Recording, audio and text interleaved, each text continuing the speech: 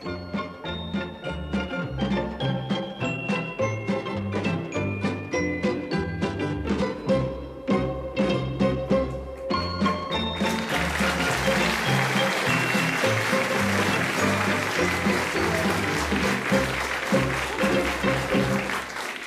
evening. Let me welcome you again to Call My Bluff, the crooked version of bingo, which features Frank Muir.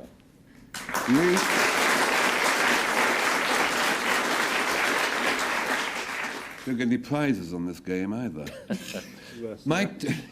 my two guests are both new to the programme, and first I have the journalist, columnist and novelist Jilly Cooper.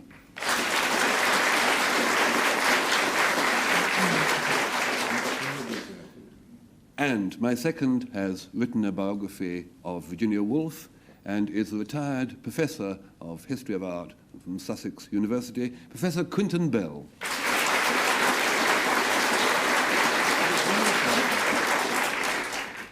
And in Trap 2, Patrick Campbell.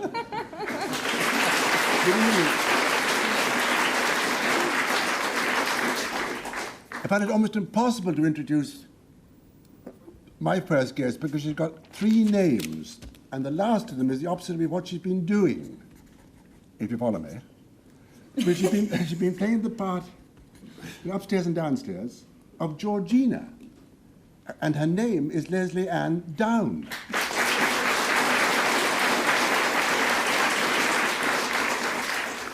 And no matter the other guest, words fail me. He's heroic, he's handsome, he's virile, he's intelligent, he's only Anthony Valentine.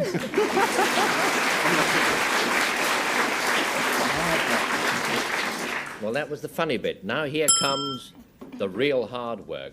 I ring the bell and Zinker, I don't really know. But anyway, Frank Muir and his team will define the word three different ways. Two of them are going to be false. If we follow our last record, one will be true. That's the one that Patrick and company are going to try and find out. So, Frank, what about zinc? Zinker. If one of you was a fisherman from the blunt end of the Mediterranean, we'd be sunk. But I don't think any of you are you? Because you probably know this word because it's been around a long time. If you have a boat in the blunt end of the Mediterranean, you put the planks together, and put it in the water, and it sinks. So you have to stuff something in between the timbers of a ship.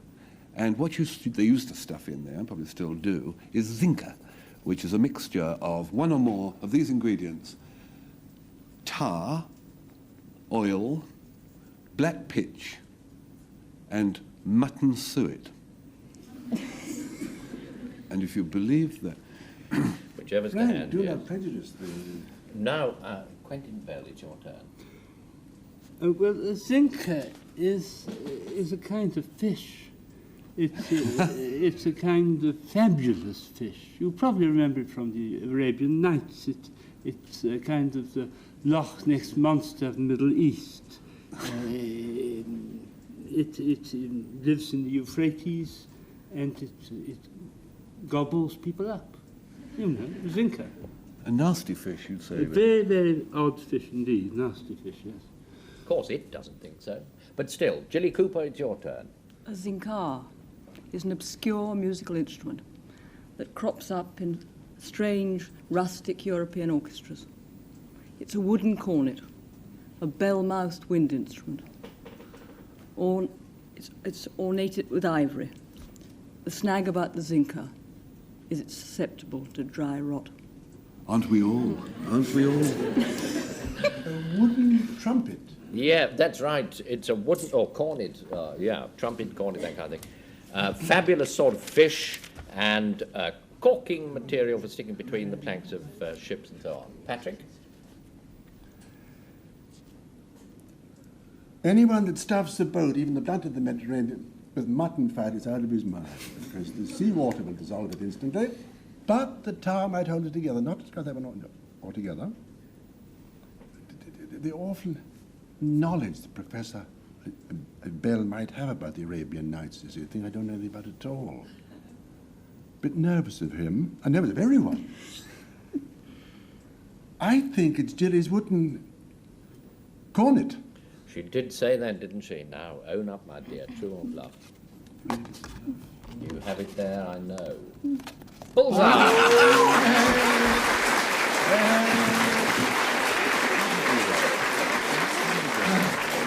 It's a wooden cornet. You wouldn't imagine it, but I dare say that's why the word was chosen. Here's another one. Thoki, I suppose. You could try hard and pronounce it some other way. Patrick. You could call it Tolkien. Ah. It's a kind of truly rural, a bit of old Lincolnshire dialect. Probably heard on the lips of the Lincolnshire poacher himself from time to time. Because if you're Thoki, it means you're lazy and dopey and dozy. If you're Thoki, you're in a kind of state of semi-permanent hibernation, like the Lincolnshire poacher himself. All right. That's what you say. Now, Anthony Valentine. I must be careful about this. Hockey is... think about it. Hockey is the main Gulf Stream of Japan. It's a current of warmish water flowing northwards, which keeps the northern harbours open during the winter. Hence the Hockey Yuna, which, please, which are songs of praise to the hockey sung by Japanese fishermen of those parts. Everyone liked that. I tried to clap there, madam. Lesley-Anne Down. Thoki. It's a ceremonial headdress worn by senior members of the Buddhist priesthood. It's rather shaped like a toque, which was worn by the late Queen Mary, except that it's made of metal and it's got curved flaps covering the cheeks and the ears. Ceremonial headdress. Right. So they say it's a country word for slothful. It's a kind of Japanese current, a current of water, and it's a sort of helmet worn by a Buddhist. Frank. Patrick's combination of half of Snow White's dwarfs, lazy, dopey and dozy. It's embarrassing for you to have to bring those out, I would have thought. I wonder. I don't think it's a Japanese sea current. It doesn't sound very Japanese, is it? Thoki. Could be. Or this sort of upside-down coal scuttle worn by... I think it's Patrick's lazy, dozy and dopey. Well, now you did say it, didn't you, Patrick? You'll have to own up. I'm very much surprised by that.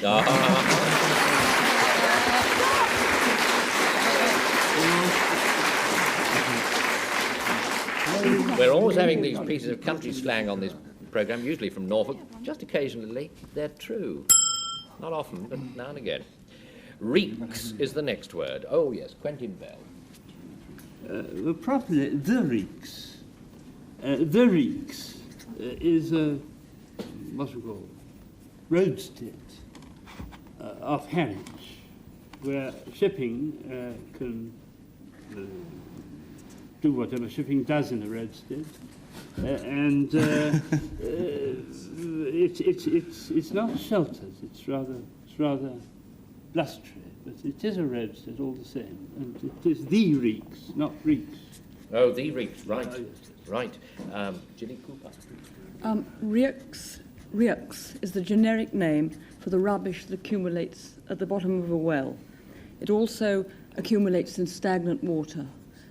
By reeks, I mean anything, kind of rubbish, dead fish, perambulators, leaky buckets, anything that finds its way there by human or natural agency. Good heavens above it. Yeah, well, no. Let's ask Frank Muir what he has to say. You no doubt recall your Gilbert and Sullivan. I saw some innocent merriment. I knew it! Of innocent merriment. It's reeks. Could we have the definition, please? Reeks are... Would you like that bit again? No, never, ever. Or shall I go on a bit from there? No. That's the definition. Like we always do. Innocent merriment. Reeks are little frolics, little bits of boisterous fun. Not practical jokes. Practical jokes are a bit sadistic. They wouldn't come under that.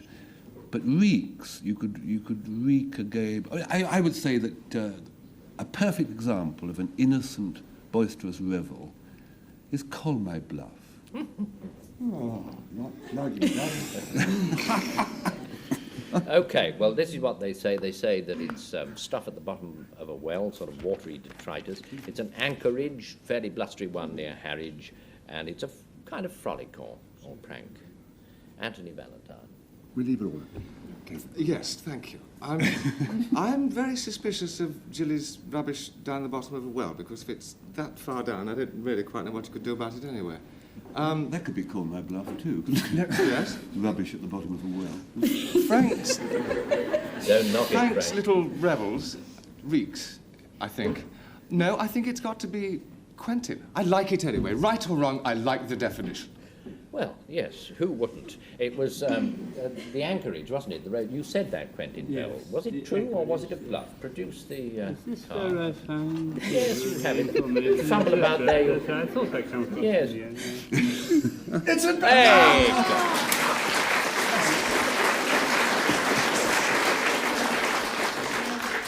No, wasn't that. Nothing to do with roadsteads or anchorages. Who gave the true definition? Here you come.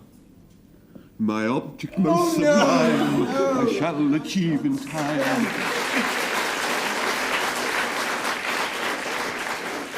It does indeed mean a frolic or a prank. Crith is the next word. Anthony Valentine will define, say. Yes, I will. Crith is a laboratorial word frequently used by gaseous physicists. That is, not the physists are gaseous. The work in which they are involved is gaseous. It is a unit of weight. 1 crith is the weight of 1 litre of hydrogen at standard temperature and pressure, or to express it another way, 1 crith equals 0.0896 of a gram. Great. Thank you very Lesley-Anne much. Down now tries. Crith is finely sifted grit, rubble, whatever, that they use in Scotland to Haggis. stop... No, not haggis, no, wait. They use it on hills, mountains, put on the road to stop the horses skidding down to a complete standstill. It's also of interest that crith was one of the ingredients that the late Mr. McAdam used to macadamise his roads with. Yes. Pretty convincing, that one. Patrick, what do you say? A crith is a kind of oddly shaped fire used by charcoal makers. You got your pole up the middle of it, you see?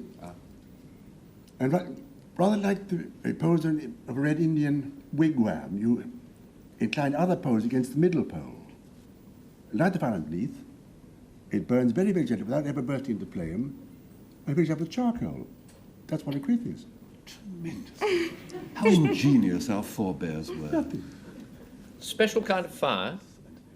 A charcoal burner's fire, I Yes. think, yes. And Scotch grit, which is what you said, Lesley-Anne, was it not? And a unit of weight of a certain measure.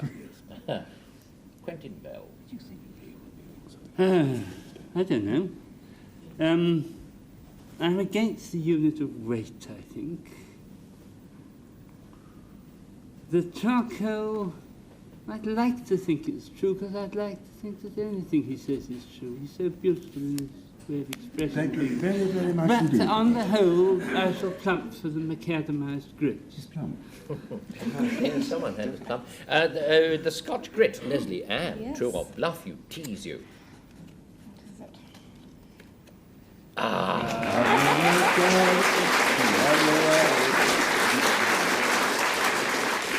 Just pulling your leg there. Who gave the true definition? Now we need to know. It's the old gaseous professor. Yes, You're supposed to do it. indeed, a crith is a unit of weight. That was it, yes. 2 all. Oh, why ring the bell? It's already there. Thanks, lads. Well done. Calamistrum is the next word, and a good one too. Jilly, your go. A calamistrum is an announcement of a disaster.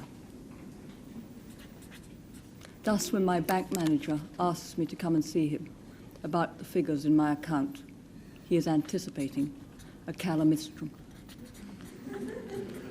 OK, now I think it's your turn, isn't it, Frank?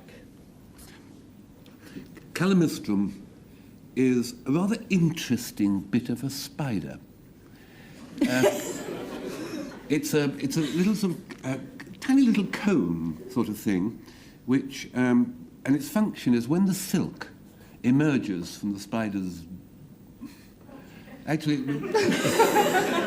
it emerges from. He wants help on this one. It emerges from the spider's spinnerets, and it cards the silk as it comes out, hence calamistrum. And it's located, if you reach the hind leg of a spider up, it's on one of the joints.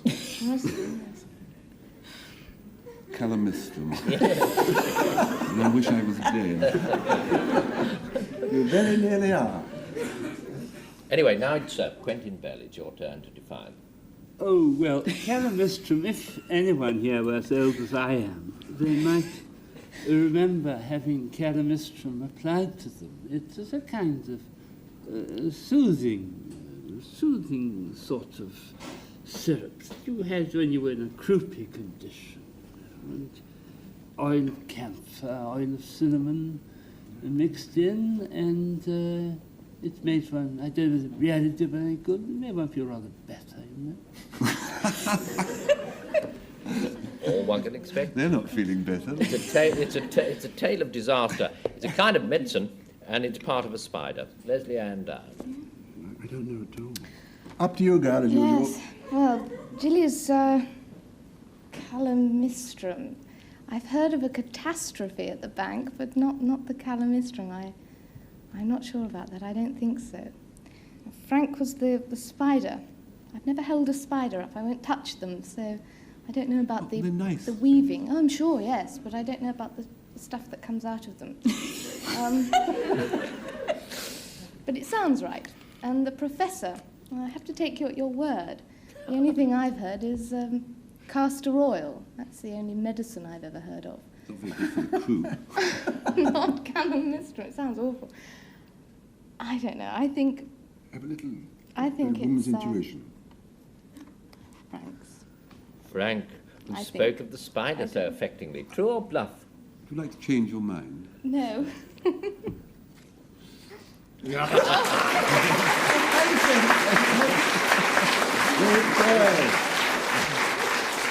It's part of a spider somewhere on the leg. And good looking. And score standing 3-2. We'll have another word called huskin. Lesley-Anne Down, you define it. Yes. It's huskin is the skin of a huss. If you don't know what a huss is, it's Cornish dogfish. It's in texture. It's like an emery board, number 4, sort of spiky, and I think that's probably why Fletchers used it to polish their oars and things. Oars? Arrows, rather. Fletcher's more. made arrows. Yes, I think it is. How do you know? I think it's arrows. I knew a Mr. Fletcher who made an Yes. arrow. Oh, I see. Yes, of course. Yes, it's. But on a Saturday, they might well turn their craft to making an oar. I mean, you never But know. you'd never get it up in the air, would you? Well, with a big enough bird. Yes, I suppose Don't so, yes, yes. quite. Yeah, Patrick, it's your turn. May I speak? I Have a really go. speak, can I? Briefly.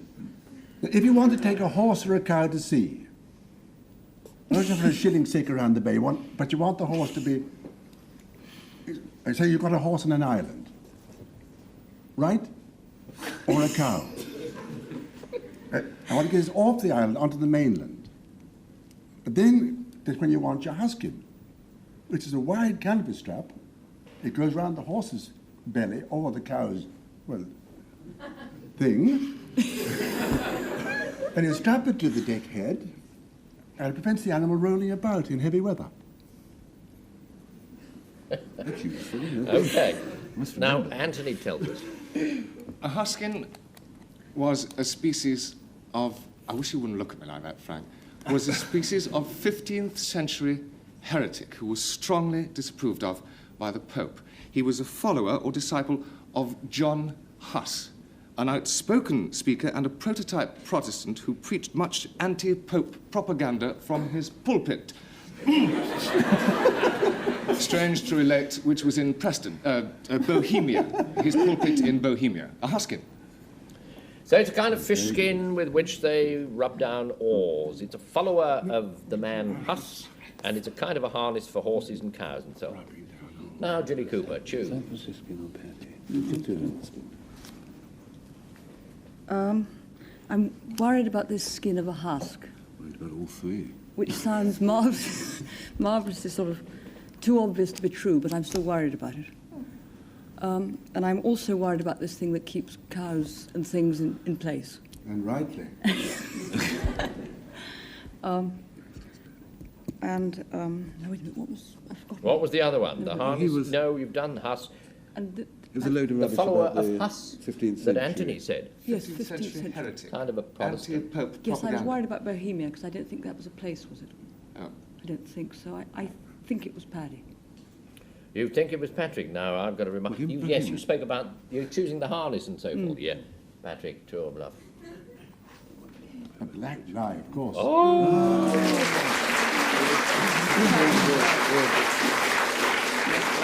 Who told the truth? Come on, who told the truth? There you have it.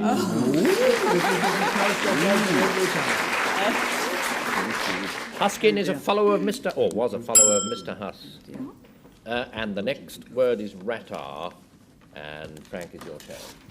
Right, this is a terribly boring one, so I'll bash through it fairly quickly. Ratar is the name of the indigo crop in southern India, and it's the winter one because there are two of them, and there's another one called the cabby in the summer, which is inferior.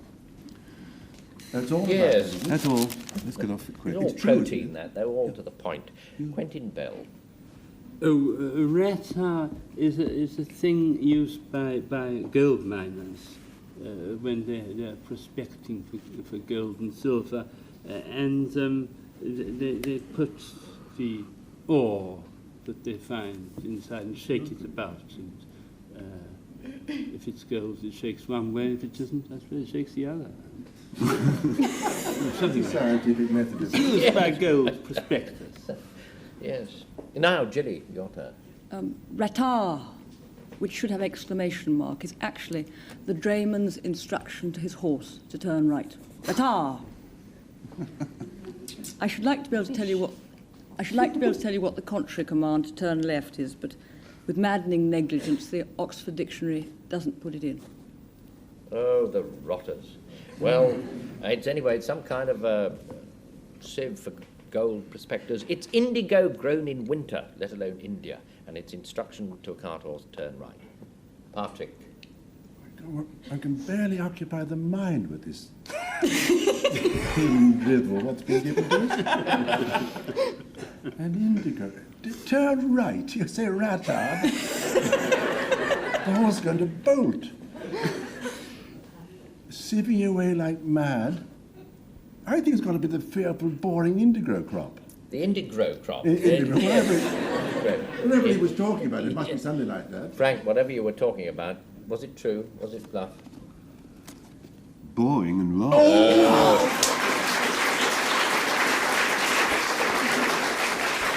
No, twant that. Who gave the true definition? Someone must have done. It's there. It's there. Gold prospector's sieve. You have to have them if you're a gold prospector. Now we have this word Massimore, and it's Patrick to tell us about it. The Massimore is an Oxfordshire folk dance. It's folk dance. You have a goody who's dressed all in black, and he kind of tends to attack a bunch of lads who are dressed all in red. And what should this bunch of lads be representing but a horde of Roman Catholic cardinals? And they all dance the Massimore together. Right. Keeps them off the street corners, I dare say.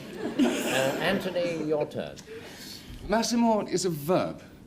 It means to act in a maudlin manner, to indulge in tearful sentiment, to be mawkishly emotional. To quote almost at random from the Examiner of March the 3rd, 1852, leaving John Bull to suck his thumb and Massimore like a lovesick wench about his lost imperial glory. Massimo. But you have to be Sir Henry Irving to say, or Anthony Valentine, that's certainly true. Andrew Hamilton. Lesley-Anne. Massimo is an antiquated Scottish term for a dungeon, particularly for a dungeon that's to be found in an antiquated Scottish castle. Massimo, the original Massimo, after which other Massimos were named, is to be found at Crichton Castle, Edinburgh. Righto, it's to act in a kind of lachrymose, tearful way. It's an Oxfordshire folk dance, and it's kind of a dungeon, that sort of thing. Frank? A pathetic thing, the Oxfordshire folk dance. Dancing round cardinals and... Well, it's better Come than along, indigo. come along, Paddy. Winter indigo, isn't it? Well, we'll see in a minute. Yes, you will, Graham. I don't think Massimo is an adjective, is it? Doesn't sound maudlin, does it? Or maudlin Oxford, would it? We think it's the dungeon. The dungeon, now, that was Lesley-Anne. Were you telling the truth? Was I? You weren't fibbing, were you? She was!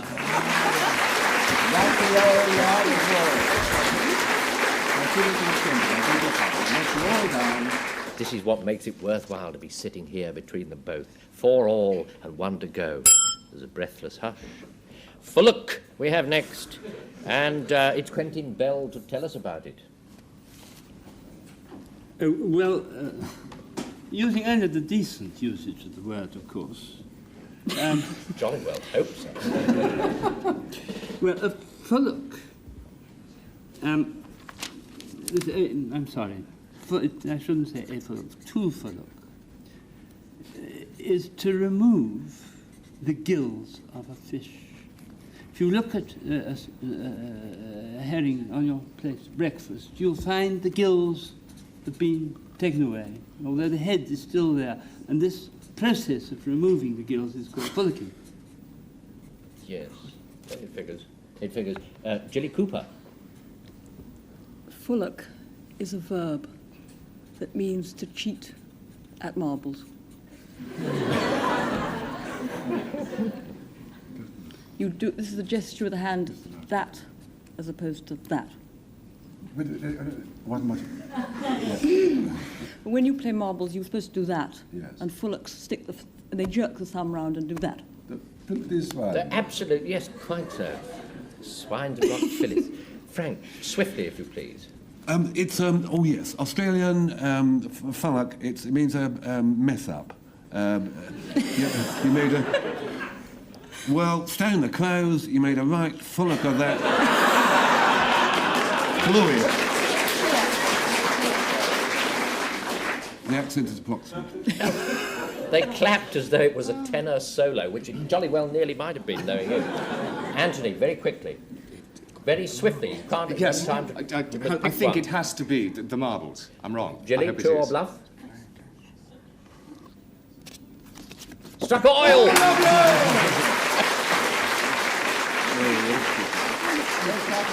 So there you have it. It really does mean, to Fullock, really does mean to cheat at marbles in precisely the way that Jilly Cooper told you. And now the score's standing, oh, what a whisker between them at 5-4. I declare that by that very whisker, Patrick Campbell's team has won. Well done to you. We shall be back. We shall be back, I make no doubt, to rattle a few more skeletons from the Oxford English Dictionary. Until then, we bid you goodbye, beginning with Quentin Bell, Anthony Valentine, Jilly Cooper, Lesley-Anne Down, Frank Muir, Patrick Campbell, and goodbye.